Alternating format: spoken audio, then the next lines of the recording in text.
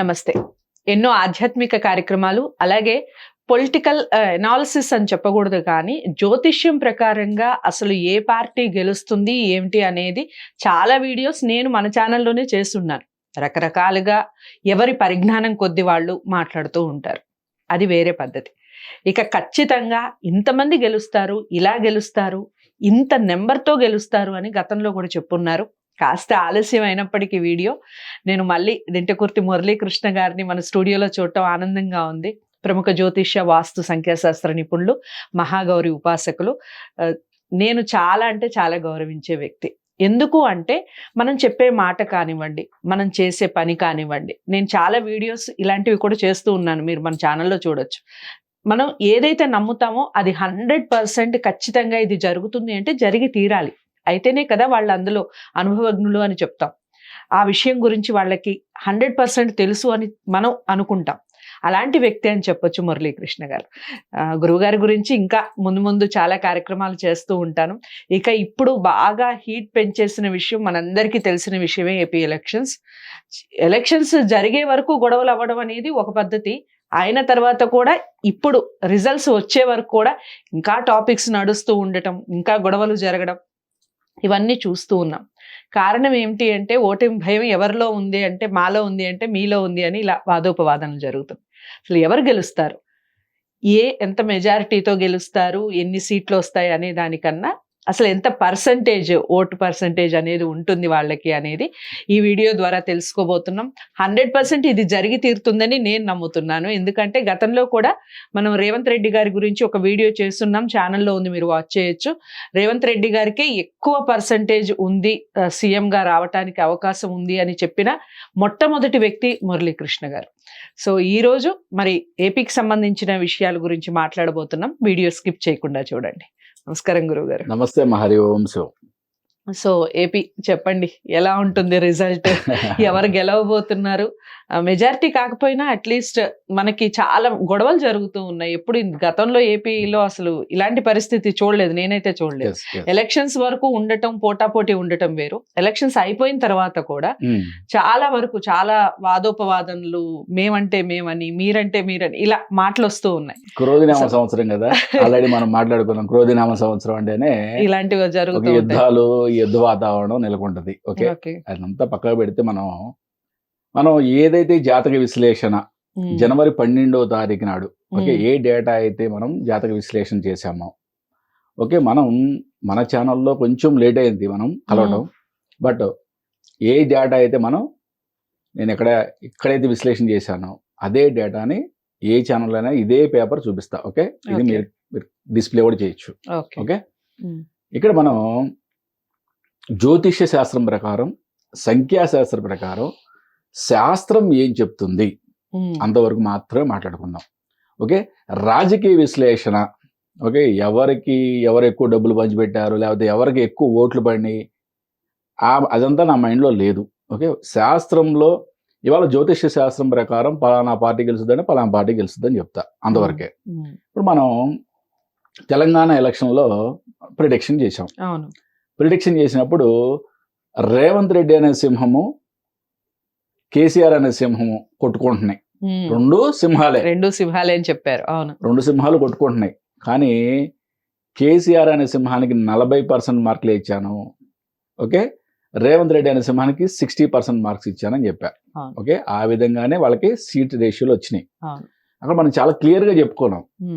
కేసీఆర్ గారి జాతకం ఎవరైనా చూస్తే అద్భుతమైన యోగ కారకాలు, అద్భుతమైన జాతకం అంటారు.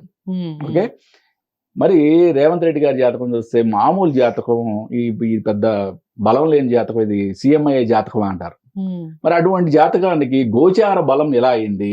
ఓకే, రేవంత్ రెడ్డి గారికి గోచార బలం మంచిగా విపరీతంగా పెరగటం, అదే టైంలో గోచార బలం కేసీఆర్ గారికి చాలా వీక్ అయిపోవడం వల్ల మనం ఆ విశ్లేషణ చేయడం జరిగింది. దానికి మనం క్లియర్గా జాతక చక్రాలతో గోచార బలాలను కూడా మనం విశ్లేషిస్తూ న్యూమరాలజీ ప్రకారం కూడా మనం మాట్లాడాము. అదేవిధంగా ఈరోజు కూడా ఆంధ్రప్రదేశ్ ఎలక్షన్ల గురించి 12 జనవరి నుంచి నేను ఏ విశ్లేషణ అయితే చేస్తున్నానో అదే విశ్లేషణ మళ్ళీ చెప్తా. అంటే ఒక వీడియోలో ఒకటి చెప్పి మళ్ళీ ఇంకొక వీడియోలో ఇంకోటి చెప్పి రేపు పొద్దున అయిన తర్వాత కానిది డిలీట్ చేయడం అటువంటిది ఏముండదు. అన్ని ఛానల్స్లో అన్ని మీడియాలో ఇదే డేటా మనం మాట్లాడుకునేది. ఫస్ట్ మనం ముగ్గురు జాతకాలు. ఇప్పుడు కొత్తగా కొంతమంది అడిగారు, గురుగారు కూటమి అంటే నలుగురు కదా, బీజేపీ కూడా ఉంది కదా, పురంధేశ్వరి గారిది. పురంధేశ్వరి గారు కూడా యాడ్ చేసాం. సరే, ఓకే. మరి చంద్రబాబు నాయుడు గారి జాతకం అంటే ప్రతి జాతకంలో న్యూమరాలజీ పరంగా ఏ విధంగా ఉంది, ఆస్ట్రాలజీ పరంగా ఏముంది, మనం ఒకసారి చెక్ చేసుకుందాం. చంద్రబాబు నాయుడు గారిది 20/4/1950. ఈయనకి జాతకంలో రవి బుధులు కలయిక, అంటే బుధ ఆదిత్య యోగం. రవి ఉచ్చక్షేత్రము, చంద్రుడు ఉచ్చక్షేత్రము. అంటే రవి అంటే రాజు, చంద్రుడు అంటే రాణి. రాజు రాణి ఉచ్చక్షేత్రంలో ఉన్నారు. ఎక్సాల్టెడ్ అంటే చాలా గొప్ప స్థితి. రవి చంద్రుడు రెండు కూడా ఉచ్చక్షేత్రంలో ఉండటం. శుక్రుడు గురుడు కలిసి ఉండటం అనేది ఒక విధంగా యోగకారకం. చాలా మంది ఇది యోగకారకం కాదంటారు.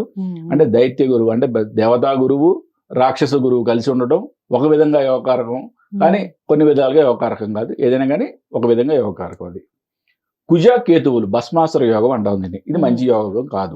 అంటే ఆయన నెత్తి మీద ఆయనే చేయబెట్టుకో ఒక్కోసారి భస్మం అయిపోతాడని కూడా చెప్పుకోవచ్చు. ఓకే. ఈయనకి న్యూమరాలజీలోకి వచ్చేప్పటికి ఈయన 2 and 3 కోడ్ అంటాం. అంటే ఈయన యొక్క బర్త్ నెంబర్ 2, డెస్టినీ నెంబర్ 3. ఈ సంవత్సరానికి 2024 పర్సనల్ ఇయర్ నెంబర్ 5. నెక్స్ట్ మనం వైఎస్ జగన్మోహన్ రెడ్డి గారి జాతకం వద్దాం. వైఎస్ జగన్మోహన్ రెడ్డి గారి జాతకం 21/12/1972. ఈయన యొక్క జాతకంలో కుజుడు స్వక్షేత్రం, గురుడు స్వక్షేత్రం. ఓకే. రవి గురుల కలయిక ఒక విధంగా మంచిది. బుధ మంగళ యోగం, శుక్ల మంగళ యోగం, ఈ రెండు కూడా మంచి యోగకారకాలు ఉన్నాయి. అంటే ఏ గ్రహం కూడా ఉచ్చక్షేత్రంలో లేదు, బట్ యోగకారకాలు అయితే ఉన్నాయి. ఈయన జాతకంలో డ్రాబ్యాక్ ఏంటంటే గురువు ప్లస్ రాహు, గురు చండాల యోగం. దీన్నే బంధన యోగం అంటాం. అంటే ఏ పీరియడ్స్లో ఆ బంధన యోగం అనేది యాక్టివేట్ అవుతుందో మనం నెక్స్ట్ మాట్లాడుకుందాం క్లియర్గా. ఓకే. ఇది న్యూమరాలజీలోకి వచ్చేప్పటికి ఈ birth number 3 and destiny number 7. Okay. ఈయన పర్సనల్ ఇయర్ నెంబర్ 2024కి ఈయన వచ్చిన పర్సనల్ ఇయర్ నెంబర్ 5. అంటే చంద్రబాబు నాయుడు గారికి అండ్ వైఎస్ జగన్మోహన్ రెడ్డి గారికి న్యూమరాలజీ పరంగా ఈక్వల్, అంటే రెండు సేమ్ ఉన్నాయి. అంటే ఎలక్షన్ జరిగింది మేలో ఇద్దరికి కూడా నెంబర్ 1 అంటే 1 ప్లేస్ వచ్చింది. జూన్లో ఇద్దరికి కూడా 2 నెంబర్, అంటే న్యూమరాలజీ ప్రకారం మంత్ నెంబర్ 2 వచ్చింది ఇద్దరికి. అంటే ఈక్వల్ గా ఉన్నాయి ఇద్దరికి కూడా. మరి ఇద్దరు సింగిల్ గా వెళ్తలేదు కదా. ఇప్పుడు ఈయనతో పాటు చంద్రబాబు నాయుడు గారితో పాటు పవన్ కళ్యాణ్ ఉన్నాడు. మరి ఈ పవన్ కళ్యాణ్ యొక్క జాతకం చూద్దాం. అక్కడ పవన్ కళ్యాణ్ గారి జాతకం వచ్చేప్పటికి 2/9/1971. ఈయన యొక్క జాతకంలో కుజుడు ఉచ్చక్షేత్రం. అంటే జాతకంలో కుజుడు అంటే సేనాధిపతి. ఇక్కడ చంద్రబాబు నాయుడు గారి జాతకంలో ఏం చెప్పాం? రాజు ఉచ్చ, రాణి ఉచ్చ. ఈ జాతకంలో సేనాధిపతి ఉచ్చ. హీజ్ ఎ వారియర్ అంట. అంటే ఎప్పుడు కూడా ఆయన వారాహి యాత్రలు చూసిన ఎప్పుడు చూసిన చాలా అగ్రెసివ్ కనబడతాడు కదా. ఈజ్ వారియర్ అంటే అది జాతకంలోనే క్లియర్ కనబడుతుంది మనకి. రవి స్వక్షేత్రంలో ఉన్నాడు. ఓకే. రెండోది చంద్రమంగళ యోగం ఉంది, ఈయనకి బుధాదిత్య యోగం ఉంది. మంచి యోగకారకాలు ఉన్నాయి. ఈయనకి birth number 2 and destiny number 2. అంటే 2 and 2 కూడా అంటుంది దీన్ని. బర్త్ నెంబరు డెస్టినీ నెంబర్ 2 కూడా 2 రావడం అనేది తల్లి లాంటి మనసు ఉన్న మనస్తత్వం అని చెప్పొచ్చు. అంటే చాలా సెంటిమెంటల్ గా ఉంటారు వీళ్ళు. Okay. Next 2024 personal year number వచ్చి ఈయనకి 1. అంటే ఇప్పుడు ఇక్కడ ఏమైనా చూడండి, న్యూమరాలజీ ప్రకారం జగన్ గారికి personal year number 5. Okay. Chandrababu Naidu గారికి పర్సనల్ ఇయర్ నెంబర్ 5. ఇక్కడ పవన్ కళ్యాణ్ గారు కలిసినప్పుడు ఈయన పర్సనల్ నెంబర్ 1 అంటే రవి, 5 అంటే బుధుడు, మళ్ళీ బుధాదిత్య యోగం వీళ్ళిద్దరికి. ఓకే. మరి ఈయనకి మే వచ్చేప్పటికి, అంటే మేలో ఎలక్షన్ జరిగినాయి కదా మొన్న, మే నెంబర్ వచ్చేప్పటికి మే మంత్ నెంబర్ 6 వచ్చింది. ఓకే. చంద్రబాబు నాయుడు గారికి 1 వచ్చింది, ఇక్కడ 6 వచ్చింది. 2 కూడా చాలా మంచి నెంబర్లు. అంటే ఈ జాతక విశ్లేషణ చూసి మరి మనం పురంధేశ్వరి గారిది కూడా కొంతమంది ప్రేక్షకులు అడిగారు కాబట్టి ఆవిడ చూసినా కూడా గోచార గురువు, అంటే వృషభంలో ఉన్న గోచార గురువు ఆవిడికి 180 degrees ఓకే జన్మ గురువుని చూస్తున్నాడు కాబట్టి చాలా అద్భుతంగా ఉంది. ఆవిడ కూడా బుధాదిత్య యోగం ఉంది. అన్ని యోగకారకాలు ఉన్నాయి. అంటే వీళ్ళిద్దరికి ఆవిడ జాతకం కూడా సపోర్టివ్ గానే ఉంది, కానీ ఆవిడకి ఎక్కడ కూడా వీళ్ళిద్దరికి మైనస్ చేసేట్టుగా లేదు. ఓకే, అంటే ఓవరాల్ గా మనం చూసినప్పుడు, ఈ జాతకాలను చూసినప్పుడు, ఈ యొక్క కూటమి యొక్క విజయం నల్లేరు మీద నడక, అంటే చాలా ఈజీ విక్టరీ అని చెప్పొచ్చు. ఓకే, అంటే ఒకటి నేనేంటంటే ఇన్ని స్థానాలు వస్తాయి, అన్ని స్థానాలు వస్తాయి అని చెప్పి చెప్పడం అంటే, ఎప్పుడు కూడా మనం ఒక యుద్ధానికి వెళ్తున్నప్పుడు రాజు ఇంపార్టెంట్గా, మంత్రి, సేనాధిపతి, వీళ్ళ యొక్క ముగ్గురు యొక్క జాతకాలను పరిగణలో తీసుకొని మెయిన్ ఇంపార్టెంట్గా రాజు, సేనాధిపతి, వీళ్ళిద్దరి యొక్క జాతకాలను ఇంపార్టెంట్గా తీసుకొని అసలు యుద్ధం గెలుస్తారా లేదని చూస్తాం. అంతేగాని మొత్తం సైన్యంలో ఉన్న 100 మంది 8,000 మంది జాతకాలు తీసుకొని యుద్ధం గెలుస్తుందా లేదని ఎవరు చూడరు. ఓకే, అలా చూసేవాళ్ళు ఉంటే కనుక అది వాళ్ళకి, అంటే ఏ విధంగా చూస్తున్నారని వాళ్ళకే తెలియాలి. బట్ ఏదైనా కానీ ఒక యుద్ధానికి వెళ్ళేటప్పుడు మనం చూడాల్సింది రాజుని, సేనాధిపతిని. యుద్ధం గెలుస్తుందా లేదా. ఇక్కడ రేపు మొన్న జరిగిన ఎలక్షన్లో, రేపు రాబోయే కూటమి అంటే June 4న వచ్చే ఫలితాల్లో కూడా చాలా క్లియర్గా indication as per astrology and numerology, కూటమి యొక్క విజయం చాలా నల్లేరు మీద నడక అని చెప్పొచ్చు. ఓకే, సో మీరు ఇంత క్లియర్ గా నల్లేరు మీద నడక అని మీరు చెప్తున్నారు కదా, చాలా మంది, అంటే నేను కూడా చాలా మందిని ఆల్రెడీ ఇంటర్వ్యూ చేస్తున్నాను. సో అందరూ ఏం చెప్తున్నారు అంటే మళ్ళీ జగన్ గారే వస్తారని, మళ్ళీ ఆయనే సీఎం అవుతారు అని మాట్లాడుతూ ఉన్నారు. సో దాన్ని మీరు ఎలా తీసుకుంటారు, మీరేం చెప్తారు దానికి ఆన్సర్? అంటే తల్లి, ఒకటి, నేను అసలు రాజకీయ విశ్లేషణ చేయడం అనేది నాకు పెద్దగా ఇంట్రెస్ట్ లేదు. ఒకటి, కానీ రాజకీయ విశ్లేషణ ఎందుకు చేస్తున్నాను అంటే శాస్త్రం భ్రష్టు పట్టిపోకూడదు. ఓకే, ఒకటి, మీరు జగన్మోహన్ రెడ్డి గారే గెలుస్తున్నారు అని చెప్పారు అంటున్నారు. అంటే ఏ డేటా ప్రకారం చెప్పారు అనేది నేనైతే ఏ వీడియోలో చూడలేంత వరకు. ఓకే, పలానా డేట్ తీసుకున్నాను, ఈ యోగం ప్రకారం ఆయన గెలుస్తున్నాడు, ఈ యోగం ప్రకారం వీళ్ళు ఓడిపోతున్నారు అని నేను ఎక్కడా కూడా సరిగా వినలా. ఓకే, అది నా తప్ప ఉండొచ్చు, లేదా వాళ్ళ తప్ప ఉండొచ్చు. దీంట్లో నేను 3 ఆస్పెక్ట్స్ చెప్తా. ఒకటి, సరైన జ్యోతిష్య పరిజ్ఞానం లేకపోవడం, శాస్త్ర పరిజ్ఞానం లేకపోవడం. ఓకే, నేను ఏ విధంగా జ్యోతిష్యాన్ని విశ్లేషణ చేస్తున్నానో నేను మీకు క్లియర్గా చెప్తా. ఓకే, మనం ఎప్పుడైనా సరే date of birth, time of birth, place of birth 3 మన దగ్గర యాక్యురేట్గా ఉన్నప్పుడు పరాశర పద్ధతి, వేదిక్, కృష్ణమూర్తి పద్ధతి, కేపీ 3 పద్ధతుల్లో మనం జాతకాన్ని విశ్లేషణ చేస్తాం. ఎప్పుడైతే మన దగ్గర డేట్ ఆఫ్ బర్త్ ఉంది కానీ టైమ్ ఆఫ్ బర్త్ యాక్యురేట్గా లేదు, అప్పుడు మనం నాడి, భృగునంది మీద డిపెండ్ అవుతాం. ఓకే, ఇప్పుడు నేను ఈ 3 జాతకాలని ఈ 5 ఆస్పెక్ట్లో చూసిన తర్వాత, సుమారుగా 19 గంటలు దీని మీద వర్క్ చేసిన తర్వాత, నా తల్లి నాకు ఇచ్చిన ఉపాసనా బలంతో ఓకే నేను ఈ ప్రిడిక్షన్ చేయడం జరుగుతుంది. ఇంతవరకు నేను చెప్పింది జరగపోవడం అంటూ ఏది లేదు. 31వ తారీఖు అక్టోబర్ 31 చంద్రబాబు నాయుడు గారు రిలీజ్ అవుతారు. అంటే 31 అక్టోబర్ నుంచి 12 నవంబర్ లోపు ఆయన రిలీజ్ అయ్యే ఛాన్సెస్ ఉన్నాయి అని చెప్పా. 31 తారీఖు ఆయన రిలీజ్ అయ్యాడు. శాస్త్రం ఎంత గొప్పతో చూడు తల్లి, ఒక్క మాట.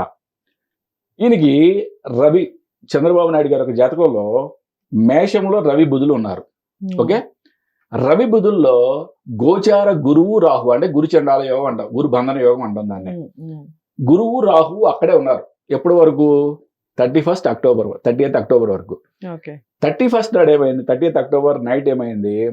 ఇక్కడ ఉన్న రాహు మీనంలో కదిలిపోయాడు. మీనంలో కదిలిపోయిందంటే గురువు రిలీజ్ అయిపోయాడు. గురువుకి గురు చండాల యోగం, బంధన యోగం రిలీజ్ అయిపోయింది. అంటే ఆయన బయటకు వచ్చే ఛాన్సెస్ ఉన్నాయని చెప్పా. నవంబర్ 12 లోపు ఆయన 31 తారీఖు వచ్చాడు. అంటే ఎంత అద్భుతమైన శాస్త్రం. రెండోది, ఆయనకి రాహు మీద రాహు, అంటే జన్మరాహు మీద గోచార రాహు రావడం అనేది డబుల్ రాహు ఎఫెక్ట్ అంటాం. అంటే ఒక విధంగా చెడ్డది, బట్ రాజకీయాల్లో ఉన్న వాళ్ళకి డబుల్ రాహు ఎఫెక్ట్ అంటే శత్రువు నిలబడటం కష్టం అని చెప్పుకోవచ్చు. ఓకే, ఎప్పుడు కూడా శని అనగానే భయపడిపోవడం, రాహు అనగానే భయపడిపోవడం కాదు. ఓకే, ప్రతి గ్రహానికి, ప్రతి నెంబర్కి కూడా ఓకే పాజిటివ్ సైడ్ ఉంటుంది, నెగిటివ్ సైడ్ ఉంటుంది. మనం అన్ని ఆలోచించుకొనే మనం ప్రిడిక్షన్ చెప్పాలి. అంటే ఈ విధంగా మనం న్యూమరాలజీ, ఆస్ట్రాలజీ మనం ఎన్ని విధాలుగా చూసినా కూడా చాలా అద్భుతంగా వీళ్ళకి కూటమికి చాలా విజయం అనేది వస్తుంది. రెండోది మనం ఏం మాట్లాడుకున్నాం, ఒకటి శాస్త్ర పరిజ్ఞానం లేకపోవడం, రెండోది నాకు ఇష్టమైన నాయకుడు అనో, ఓకే, లేకపోతే నాకు ఇష్టమైన పార్టీ అనో, లేదా నాకెవరో డబ్బులు ఇచ్చాడనో, ఓకే, ఇంత మించే ఉండదు కదా. ఒకటి ఇక్కడ మనం తెలంగాణ ఎలక్షన్లోకి వచ్చినప్పుడు మనం ప్రిడిక్ట్ చేసినప్పుడు నాకు ఇష్టమైన నాయకుడు కేసీఆర్ గారు. నా ఫేస్బుక్ ప్రొఫైల్లోకి వెళ్ళి చెక్ చేసుకోవచ్చు, ఎవరైనా చెక్ చేసుకోవచ్చు. మరి నాకు ఇష్టమైన నాయకుడు కేసీఆర్ గారు అయితే నేను కేసీఆర్ గారు గెలుస్తారని చెప్పకుండా రేవంత్ రెడ్డి గారు గెలుస్తారని చెప్తా. నేను శాస్త్రం ఏ చెప్పిందో చెప్తే అందరూ ఒకటే చెప్తారు. ఇక్కడ ఎవరికి కూడా అపనమ్మకం రావాల్సిన అవసరమే లేదు కదా. ఈ ఆస్పెక్ట్లో ఎవరైనా కూడా అంటే నాకు ఇష్టమైన నాయకుడు లేకపోతే నాకు ఇష్టమైన పార్టీ లేకపోతే నేను ఎవరి దగ్గర డబ్బులు తీసుకున్నానో చేస్తే కనుక ప్రిడిక్షన్ చేస్తే కనుక అది నేను చెప్పలేను. కానీ బట్ శాస్త్రం చెప్పిన దాని ప్రకారం అయితే కనుక జరిగేది మాత్రం కూటమి యొక్క విజయం చాలా డెడ్ ఈజీ. అంటే అది మనం మే వరకు కూడా మనం చెక్ చేసాము. కానీ ఎలక్షన్లో మే 13 జరిగింది కాబట్టి గురు యొక్క సంచారం మారింది, మేషం నుంచి వృషభంలోకి మారింది. మేషం నుంచి వృషభంలోకి మారిన తర్వాత ఇంకా 5 to 10% ఈజీ అయింది ఇంకా వాళ్ళ యొక్క విక్టరీ. దాన్ని కూడా ఎలాగో చెప్తా క్లియర్గా.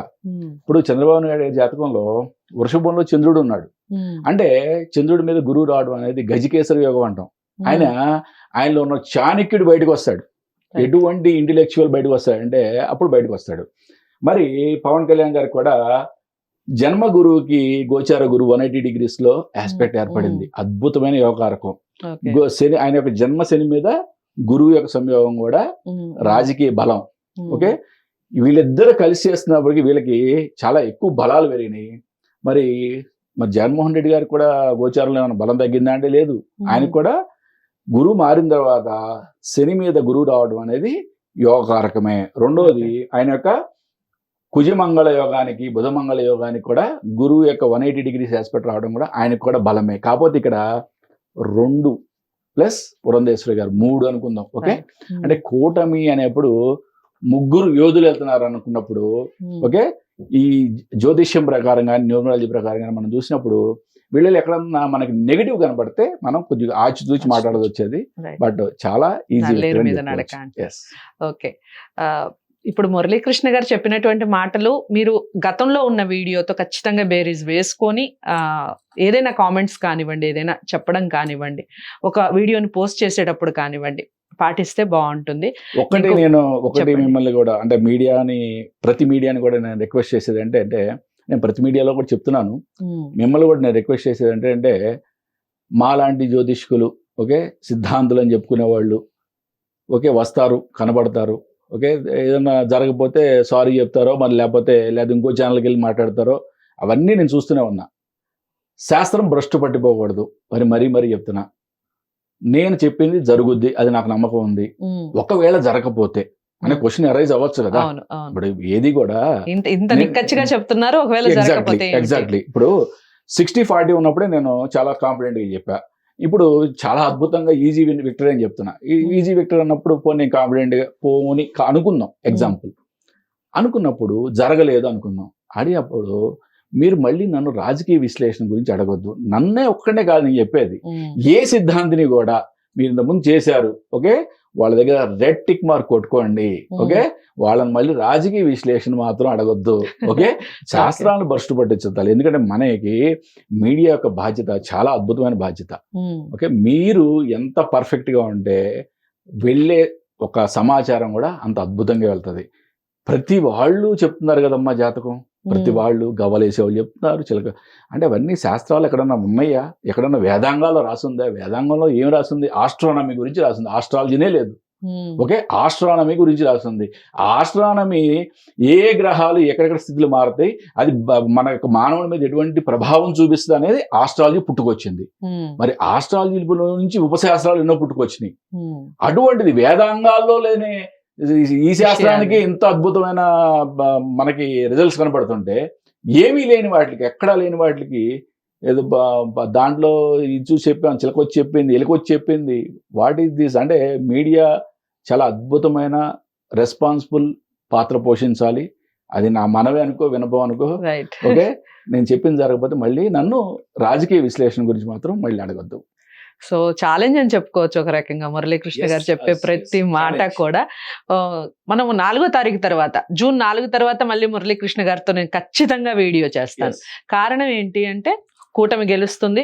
కూటమి వాళ్ళందరికీ సంతోషకరమైన వార్తే అయినప్పటికీ ఏదైనా ఆపోజిట్ పార్టీ ఉన్నప్పుడు విమర్శలు చేయటం అనేది సహజం.